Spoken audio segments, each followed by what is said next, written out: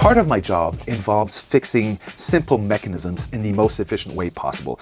By simple mechanisms, I'm talking about drains and faucets and locks and very simple electrical appliances.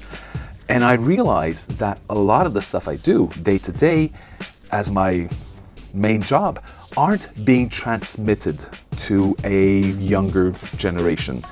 So I'd like to counter that in my own way by starting a series called The Very Basics.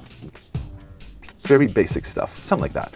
And we'll start with this, the humble tape measure, which is as important, if not more, than a hammer and a saw and a pliers. Basically, it's a long metal ruler, all rolled up tightly in a compact box. It's spring-loaded to snap back once you're done with it, and it even has a clever way of rigidifying itself. Okay, this is where it gets messy. In Canada, where I live, we use the metric system, as most of the world does, except when it comes to construction.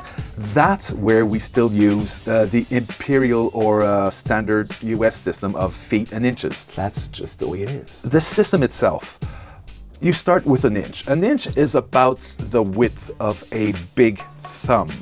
Well, in French, an inch is un pouce, and pouce also means thumb. But, and then we go to feet, and I don't know whose feet they were using, but yeah, inches and feet, inches. These big numbers here, well, here's a small one, that's a 1, and then 2 and 3, those are inches. The half lines are half inches. The half of the half lines, let's see here, those are quarter inches. Half of that, then you get to 1/8 of an inch. You can even divide that into 1/16, further divide into 30 seconds, and so on. If you're down to 64ths, you probably won't be using this type of measuring system. But for most construction jobs, 8ths are more than good enough. If you're framing something, yeah, you'd be using 8ths of an inch. So the inches, 1, 2, 3, 4, 5, 6, 7, 8, 9, 10, 11, 12 inches, which is also a foot. And then you start over with 1 foot, 1 inch, or 13 inches, and so on by increments of 12. Working with my dad years ago, I'd be trimming wood and he'd be yelling up measurements that I'd have to cut for him and stuff like, I don't know, 23 and 3/8 strong, or 23 and 3/8 weak, or leave the line, or remove the line.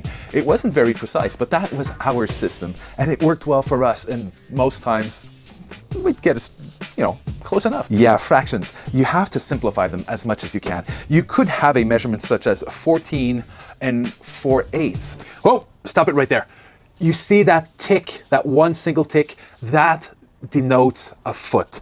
2 ticks, inches. I know, it's lunacy, it doesn't make any sense, but that's the way it is.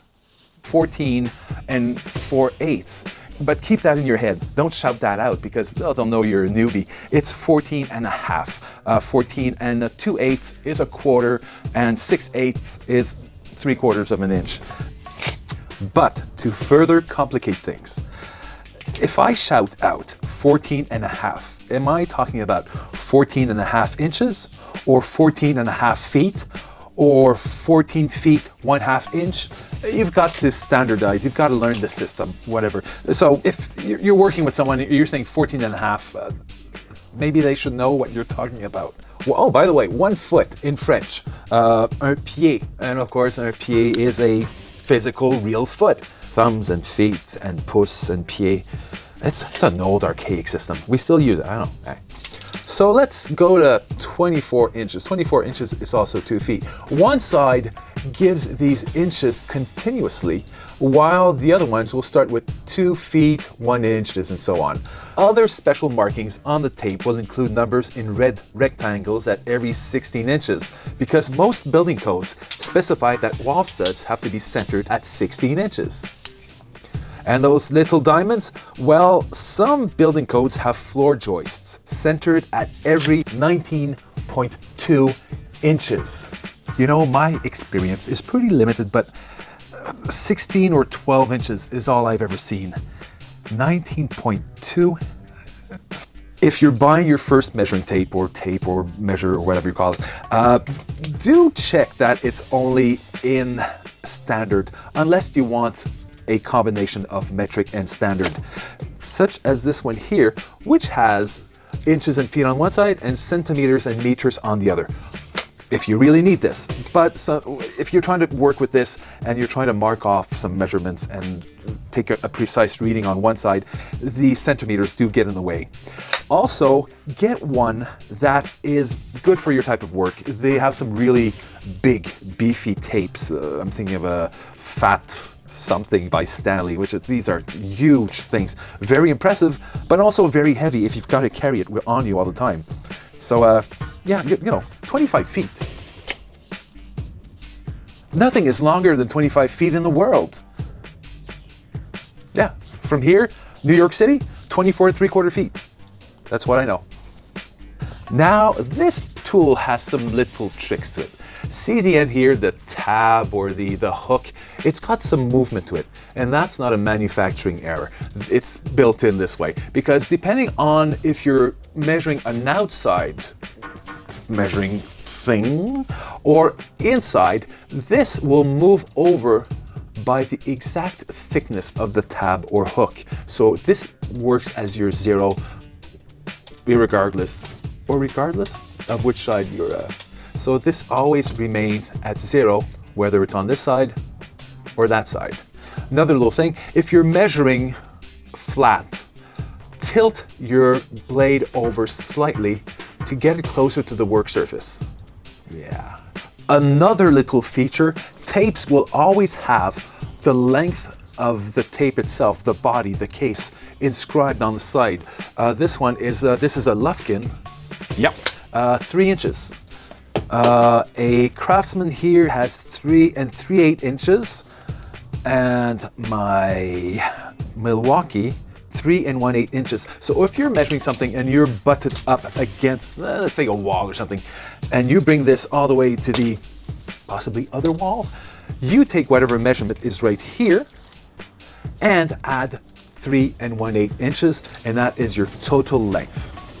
Also, they usually have a lock to keep the tape from rolling back in, but you would mostly use your index finger to crimp it in place.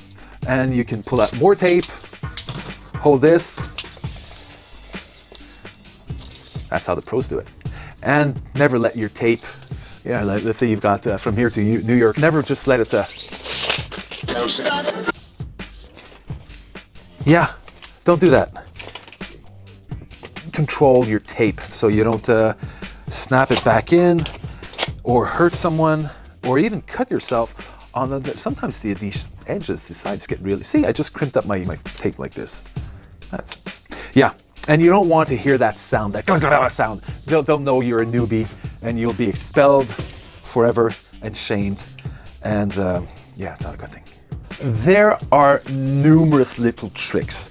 You're measuring something and you've got, and you're really bad at math. You've got 63 inches, okay? So just fold back your tape gently to 63 inches. Woohoo! Yeah, right here. And where that crease is, where the fold is, 31.5 inches, that is your half. There are minor variations to the tab or hooks, but they'll all have some sort of slot or hole built into them. This allows you to securely anchor it onto the head of a nail or screw and walk away to wherever you need to measure. Yeah, your tape does have an end to it.